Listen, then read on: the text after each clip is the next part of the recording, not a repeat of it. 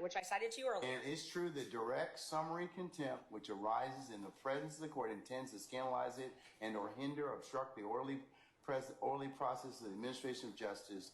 The preservation of order and decorum of the court is exempt from due process requirements of notice and hearing. That's even Moody, goes back to 1974. So I believe that Mr. Steele's, he can file whatever motions, but his particular actions in this case, I just want to know who told him this. That's all. I'm not asking him just to release or otherwise tell any conversations, but I just want him to tell me that.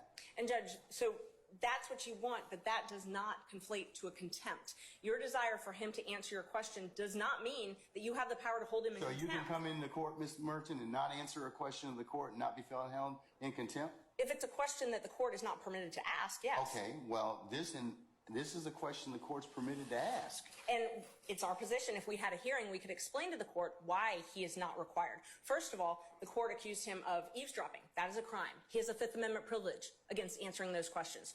Rule 1.6 protects all confidential information that is gained not from your client, but in representation of your client. He has the ability to protect that information. But we don't even need to get there because he can't be held in contempt, and you can't threaten him with contempt for presenting a motion in good faith. He presented a motion in good faith that he believed there were ex parte communications. You are a witness to that because it's my understanding that you were part of those ex parte communications. They can't be ex parte if you weren't part of them, by nature. Okay. Well. You have to be involved. Therefore, you have to be a witness. So you are a witness. You cannot also But you got the hold him in information. contempt. But here's the thing. You got the information allegedly from an improper methodology. I'm not saying that he eavesdropped. Okay, I said that one of the things is it's either one of two ways. He either eavesdropped, which I don't believe he did at all. I don't believe that for a minute.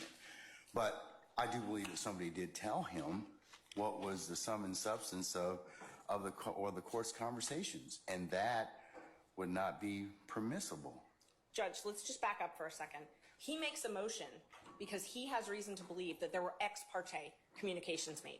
The court has a duty, if there are ex parte communications made, to alert counsel. He shouldn't have had to learn it from wherever he learned it. I think that he caused that particular circumstance. I think that he had a conversation with somebody and he got some information that he shouldn't have had to begin with. So, Ms. Merchant, I'm of the opinion I'm going to stand on my ruling at this point in time. I'm going to hold him in contempt. So at this point in time, is there anything else you want to tell me? Yes, Judge. There's quite a few other things. We would ask for you to be recused from this case because you are a witness necessarily. It cannot be an ex parte proceeding without you being a witness to this. So you are a witness to this proceeding. Therefore, yes, to the contempt. To the contempt. You are a witness to the contempt. So you have now, and if it's criminal, which is what you're saying it is, Mr. Steele is entitled to all the same due process rights that Mr. Williams and every other defendant in this courtroom is entitled to. He's entitled to those. One of those is to have a fair and neutral judge decide his case. One of those is to have a judge who is not also a witness in the proceeding deciding whether or not he's in contempt. This needs to be heard by a different judge.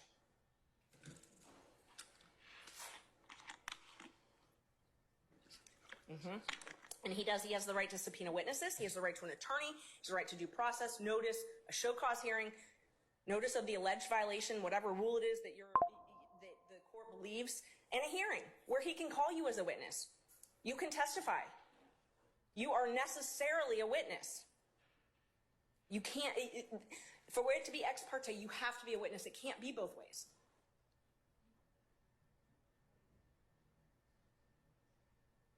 I'll let an appellate court decide that. So, anything else? No, we'll file a notice of appeal.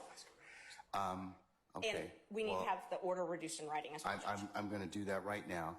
I will state for the record at this point in time that Mr. Steele has in fact or has filed, and I will note this as part for the record in this case.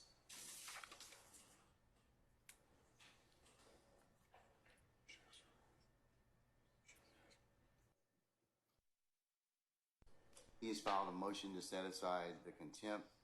He's filed a motion for a supersedious bond, and he's filed a notice of appeal, all of which I will include as the next court's exhibit in order. But I'm reducing the contempt to writing.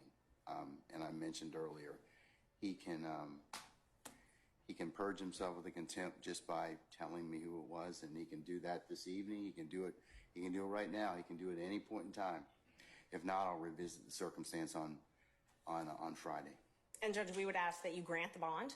At this point, criminal contempt, he's got to be sentenced. Well, his contempt is as long as he when he tells me what the basis of the conversation was. Who? I didn't ask what, but he tells me that, then I can certainly he purges himself of the contempt. Then that's civil, Judge. That's civil contempt. That's civil. Judge, and that's respectfully, I would point you to In Re Hughes, which stands for the same point of law. Civil contempts impose punishment as a means of coercing future compliance with the prior order of the court. Here, the prior order of the court presumably is that you have directed Mr. Steele to answer the question, to disclose the information as to who is his source for knowledge of this ex parte meeting that occurred earlier today. Criminal contempt imposes unconditional punishment to punish the act which has occurred in the past and cannot be purged. It is not capable of being purged, in which case what Ms. Merchant said applies, which is that there is a 20-day maximum sentence and a $1,000 fine. It is, for all intents and purposes, a misdemeanor offense, Judge, which is why the enhanced due process protections apply to that. Now, Mr. Steele has indicated to us he does not believe that he can answer the question without violating his duty of loyalty and duty of confidentiality to his client. So he is being placed in a position where he's either going to jail or he's going to commit an offense that will put his license to practice law at risk. And that is an untenable position to be in. And Mr. Steele is a zealous advocate for his client, and he is simply trying to protect that duty of loyalty and duty of confidentiality, because if he answers your question, it is very reasonable to assume and likely that he will be facing a bar complaint that could result in a suspension or in the loss of his license. And so he's in a very, very difficult position where if we were able to have a full contested hearing with the benefit of witnesses and an impartial judge where you're a witness, then everybody could present their side of the story. And I'm not doing that. The reason being is because that takes away the whole point of criminal contempt, and that is you do something, the court tells you to do something, order of the court, and you don't follow it. I didn't ask him to do anything illegal, immoral, unethical. I just asked him to tell me. I know what the privilege is. The privilege is the conversation. I didn't ask him about that.